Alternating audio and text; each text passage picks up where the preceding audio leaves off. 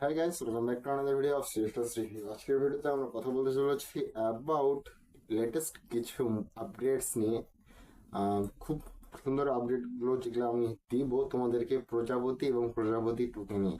তো যেটা আমি দেখেছি সেটাই আমি তোমাদেরকে বলবো, এবং যদি তোমাদের মনে হয় যে হ্যাঁ আমি কারেক্ট, তাহলে চ্যানেলটাকে সাবস্ক্রাইব করে শেয়ার বাটনে ক্লিক করে বন্ধুদের মধ্যে শেয়ার করে দিও এবং কিছু ইউটিউবারদেরকেও দিয়ে দিও। তো ফার্স্ট অফ অল, প্রজাপতি মুভিটা সবাই দেখেছে। মিঠুন চক্রবর্তী এবং দেবের মধ্যে খুব দারুণ একটা সম্পর্ক, বাবা ছেলের সম্পর্ক। এবং আমরা প্রজাপতি মুভির গল্পটা দিকে একটু যাই। সো প্রজাপতি মুভিতে দেব অ্যাজ লিড রোল প্লে করেছে, এবং এখানে Abhijit Sen as a director. তিনি কি করেছেন? তিনি টনিকের মতো কাজ করেছেন, জানি সুপারহিট একটা জুটি, প্লাস তিনি মিঠুন চক্রবর্তীকে নিয়ে এসেছেন প্রজাপতি পার্ট 1-এ।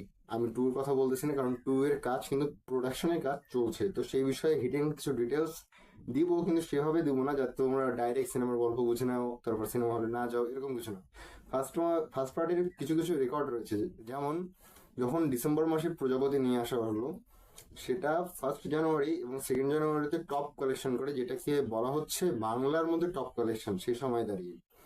অর্থাৎ অ্যামাজন অভিযানের যে রেকর্ড ছিল 1 কোটির উপর কালেকশন, সেইটাকেও বিট করে যায় 1 জানুয়ারি, কারণ গল্পটা দারুণ।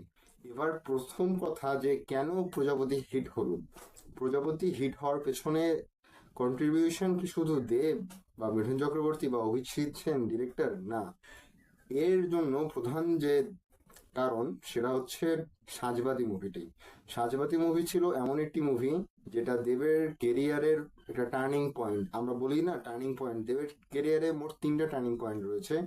সেই 3টা টার্নিং পয়েন্ট নিয়ে আলোচনা করবো একটু পরে। তো ফার্স্ট অফ অল, প্রজাপতি নিয়ে যখন কথা বলতেছে, মানে ফ্যামিলি ড্রামা অনেকের কাছে মনে হবে, তারপর সিরিয়াল টাইপ যারা এইসব ভাবে আর কি, সেই সব ফ্যানদের উদ্দেশ্য করে আমি একটু সাজবাতির মুভির রিভিউটা করতে চাচ্ছি এখন। তো সাজবাতি মুভিটাতে নাকি বলা হচ্ছিল এটা গোত্রের রিমেক। তো ফার্স্ট অফ অল, রিমেক আর রিয়াকশন এক না। ঠিক আছে, রিমেক আর রিয়াকশন কিন্তু এক না। তার উপর সিনেমা যারা কাজ করে, সিনেমা একজনের উপর ভিত্তি করে তৈরি হয় না। যদি দেখা যায় মার্ভেল সিনেমাটিক ইউনিভার্স বা আমাদের ইন্ডিয়াতেও তো এখন বর্তমানে সিনেমাটিক ইউনিভার্স রয়েছে, এমনকি আমাদের বাংলাদেশ ঢালিউডেও বরবাদ সিনেমাটা যে তৈরি করা হয়েছে, সেই সিনেমার পজিটিভ নেগেটিভ অনেক ইউটিউবাররা কিন্তু রিভিউ দিয়েছে। তো যেহেতু একটা সিনেমা তৈরি করতে একজন দুজন মিলে সিনেমা হয় না, 1000 2000 লোক, বা কোনো কোনো সিনেমাতে তো একসঙ্গে মানে ভিএফএক্স এর যারা কাজ করে, যে সিনগুলো যেমন ইন্ডিয়াতে রেড চিলিস এন্টারটেইনমেন্ট, যেটা শাহরুখ খানের, এবং সেইখানে যারা কাজ করছে বসে বসে, তারা কিন্তু প্রায় 10,000 12,000 জন লোক বা আরো বেশি জন লোক একসঙ্গে একটা কাজ করছে। শুধুমাত্র বাঘাযতীনের যে আপনারা দেখেছিলেন, ভিএফএক্সটা দেখেছিলেন, বাঘটা উড়ে আসছে, সেটা সম্পূর্ণটাই ভিএফএক্স। এবং সেই 1 সেকেন্ডের ভিএফএক্সটা দেখুন কতটা রিয়েলিস্টিক লাগে। ককপিটের সময় কিন্তু সেরকম কাজ করা হয়েছিল, এবং ককপিটের সময় মানুষ বলতো যে কার্টুন কার্টুন লাগতেছে। তারপরও দেখুন টিজারটা দেখুন, শুধুমাত্র চেষ্টাটা কত মানে অনেক উপরে করা হয়েছে। এবং আপনার যে বলতে গেলে হচ্ছে সেখান সে সময় যে প্রমোশনটা কিভাবে করতে হয় সেটা দেব দেখিয়ে দিয়েছেন। কারণ ফ্লাইটের মধ্যে আসলে যারা ইন্টারভিউ নেয় তাদেরকে ফ্লাইটের মধ্যে নিয়ে যাওয়া এবং সেখানে ককপিটের প্রমোশন করা, এটা শুধুমাত্র তিনিই পারেন। এখন কেন আমি এসব কথা বলতেছি, এসব তো অতিরিক্ত প্রসঙ্গ, আপনারা শুনবেন না, এগুলো কি স্কিপ করে যাবেন। তো চলুন সাজবাতি নিয়ে একটু কথা বলি। সাজবাতি মুভিটাকে যখন বলা হচ্ছিল এটা গোত্র মুভির রিমেক, সেই সময় এই সিনেমার বাজেট ছিল 1 কোটিরও নিচে এবং কালেকশন করেছিল 1 কোটির উপরে। তার মানে মুভিটা হিট বা সুপারহিট বা অথবা ব্লকবাস্টারও বলা যেতে পারে। যখন এটা নিয়ে কথা বলা শুরু হলো, এর পরবর্তীতে বলার আগে, এর আগে মানে বিফোর এর একটু কথা বলি। 2019 সালের সে সময় দাঁড়িয়ে দেবের 2টি মুভি আসে। এক, ঈদের মধ্যে এসেছিল কিডন্যাপ। 2, পাসওয়ার্ড। দুটাই ফ্লপ এবং দুটাই মাস কমার্শিয়াল মুভি। কিন্তু সেই সময় ইউটিউবারদের রিয়েকশন প্লাস অন্যান্য বিভিন্ন কারণ, ফ্যানমেড কারণ, যেমন আমি এখনো দেখছি একটা ভিডিওতে আছে যে শুধুমাত্র দেবের ওই কিডন্যাপ মুভিটার পোস্টারটা ছিঁড়ে ফেলা হলো, সামনে সিনেমা হলে লাগানো ছিল, ছিঁড়ে ফেলা হলো। কিন্তু সিনেমাটা কি খারাপ ছিল? 2019 সালে যখন রিলিজ করে সেই সময় হয়তো ফ্লপ হয়েছে, কিন্তু 2025 বা 26 27 ইন ফিউচারে যখন 10 বছর পর আবার সিনেমাটাকে আনা হবে, যেরকমটা বলিউডে হচ্ছে, একটা সিনেমার হয়েছে, নাম তোমরা যদি জানো তাহলে বলে দিও, কারণ নাম আমি নিজে জানি না, সনম তেরি কসম। তো যাই হোক, এরকম একটা মুভি যখন সে সময় আসছিল তখন মানুষ মনে করছিল ভাই কি ধরনের মুভি, কেন দেখতে যাবো। কিন্তু সেই সিনেমাটি যখন 10 বছর পর আসে, এরকম অনেক হিস্ট্রি হয়েছে সিনেমাতে, মানে সিনেমা ইন্ডাস্ট্রিতে, মুভি ইন্ডাস্ট্রিতে।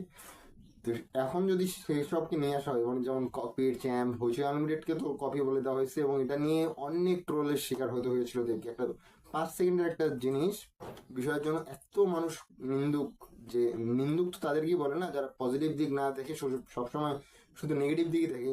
এমনকি খাদানকে নিয়ে, খাদানে যখন কিশোরী আসলো, কিশোরী গানটাকে খিচুড়ি বলা হলো, যদিও এটা খিচুড়ি এই কথাটা কোথা থেকে এসেছে, আপনি যদি খাদান কিশোরী গানের মেকিং দেখেন, সেখানেই কিন্তু দেবদা নিজে বা দেব নিজেই তিনি বলেছেন যে খিচুড়ি। তো সেইটা ভাইরাল গান 100, 150, 162 মিলিয়ন ওভার ক্রস করে যাচ্ছে। অর্থাৎ সুরিন্দার ফিল্মস এর টপ 10 মানে প্লে লিস্ট যদি হয়, তাহলে সেই সময় দেখবেন যে সবগুলোতে দেব দেব দেব দেব দেব।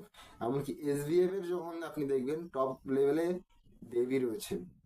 বুঝতে পারতেছেন, কিং আর বস এক নয়, box office king, promotional king এক নয়। কারণ যেখানেই তিনি যান সেখানেই হাজার হাজার লোক, হাজার হাজার ছেলে, হাজার হাজার মানুষ শুধুমাত্র তাকে দেখার জন্য থাকে। এবং এর জন্যই সাঁঝবাতির পর বাকি যে সিরিয়ালগুলো হচ্ছিল, কিসমিসের নাম আমি স্পেশালি নিব, কারণ কিসমিসটা T20-তে আসার কথা ছিল, অর্থাৎ 2020।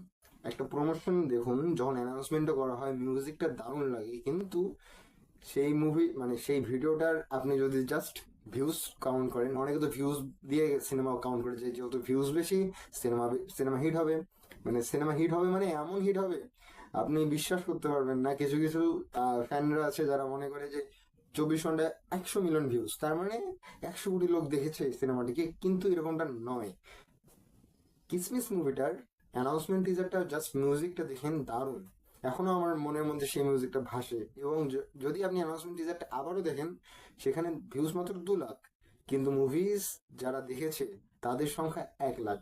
এখন দেখুন, 1 লাখও যদি দেখে, টিকিটের প্রাইস কাউন্ট করুন, বুঝতে পারবেন সিনেমা হিট কি ফ্লপ, বা আরো যদি বেশি হয়। কারণ আমার নিজের বায়োলজির একজন টিচার, নাম নিয়ে বলতেছি, রনি স্যার, তিনি দেখেছিলেন কিসমিস এবং কলকাতায় গিয়ে দেখেছিলেন সেই সময় দুর্গা বোঝাতে, এবং বলেছিলেন যে কিসমিস মুভিটা খারাপ, কারণ অনেক কিছু দেখানো হচ্ছে যেগুলো স্যার রিলেট করতে পারেনি। কিন্তু অপরপক্ষে স্যার রাবণ যে মুভিটা এসেছিল কিসমিসের সাথে, রাবণের তো ক্লাস হয়েছিল, রাবণের মুভিটাও তিনি দেখেছেন এবং দেখার পর বলেছে হ্যাঁ রাবণ মুভিটা ভালো। তো স্যারকে আমি জিজ্ঞাসা করিনি যে কেন কোনটা ভালো কোনটা খারাপ, কিন্তু একটা ইন্টারভিউ কিন্তু দেবদা নিজে বলেছেন, সিনেমাটা ভালো হোক বা খারাপ হোক, আপনার সিনেমা হলে দেখতে আসুন। সেই সময় মানে 19, 20, 21, 22, 23 সাল পর্যন্ত একটা কথা কিন্তু স্পষ্ট ছিল যে একটা স্ক্রিপ্ট নিয়ে আসা হোক, অ্যাকশন মুভির একটা স্ক্রিপ্ট নিয়ে আসা হোক, তাহলে তো সম্ভব একটা মাস কমার্শিয়াল মুভি করা। সিরিয়াল টাইপ মুভি বাদ দেওয়া, যে ধরনের স্ক্রিপ্ট একজন অ্যাক্টরের কাছে যাবে সে ধরনের কাজই তো তিনি করবে। তো SBF যদি গোলন্দাজের মতো স্ক্রিপ্ট নিয়ে যায়, অপরপক্ষে যদি বাকি মানে কি বলবো, আপনার এদিকে আরেকটা আছে না, আহ, যেটা পপুলার ফ্র্যাঞ্চাইজি, মানে চাঁদের পাহাড়, অ্যামাজন, অ্যামাজন নেক্সট পার্ট না শঙ্কর নেক্সট পার্ট নামে একটা জাস্ট পোস্টার তৈরি করা হয়েছিল এবং সেটা আসেইনি। এরকম দিনও হয়। তো যাই হোক, থার্ড আমি যখন যেটা বলতে চলেছি, মানে তিনটা যেটা টার্নিং পয়েন্ট এসেছিল দেবীর লাইফে, মানে কারণ ওনার লাইফে অনেক টার্নিং পয়েন্ট ছিল, বাট তিনটা যে টার্নিং পয়েন্ট সেটা আমি বলি। 2010-12 সালে যখন হিট হচ্ছিল, হুট করে ফ্লপ চলে আসে মুভিতে, মানে পুরো বাংলা মুভিতেই সেটা আসছিল। এটা একটা turning point. Second turning point 2019 সালের সাজবাতির পর সিরিয়াল টাইপ মুভির একটা টার্নিং পয়েন্ট। এবার 24 সালে আরেকটা টার্নিং পয়েন্ট এসেছে, যেটা খাদান মুভি সাকসেসফুল হওয়ার মাধ্যমে হয়েছে। 25 কোটির উপর কালেকশন করেছে, মাত্র 7 কোটি টাকা বাজেট বা 5 কোটি টাকা যাই ধরুন না কেন করেছে। তো এই জন্যই বক্স অফিস কিং তাকেই বলা হয়। তো এবার শেষ 1 মিনিটে আমরা প্রজাপতির 2 এর আপগ্রেড গুলো দিব, hidden updates. First of all, Joy Chakraborty হচ্ছে দেব, মানে as Dev lead role play করছেন জয় চক্রবর্তী। এবার জয় চক্রবর্তীর রোলটা কিরকম হবে সেটা আমরা পার্ট 1-এ দেখেছি, এবং কেন তার বিয়ে হলো না সেটাও আমরা জেনেছি, এবং কেন এখন বিয়ে হবে কি হবে না এইটা নিয়েই হতে পারে পার্ট 2, প্রজাপতি পার্ট 2 এক্সক্লুসিভ আপডেট আপনারা দিতে পারেন। এরকমই কোনো একটা স্টোরি কিন্তু হতে চলেছে, এবং অভিজিৎ সেন এবং যেভাবে পার্ট 2টাকে তৈরি করা হবে, যতটা যদি অ্যাকশন থাকে তার মধ্যে, যদি রোম্যান্স থাকে তার মধ্যে, যদি কৌশানী মুখার্জিকে নিয়ে আসা হয়, মিঠুন চক্রবর্তী যদি ডায়লগ দেয়, তাহলে ভাই হিটে হিট বাস। এতক্ষণ পর্যন্ত ভিডিওটি দেখার জন্য ধন্যবাদ, এবং অবশেষে সবশেষে নমস্কার, নমস্কার, নমস্কার। বাই।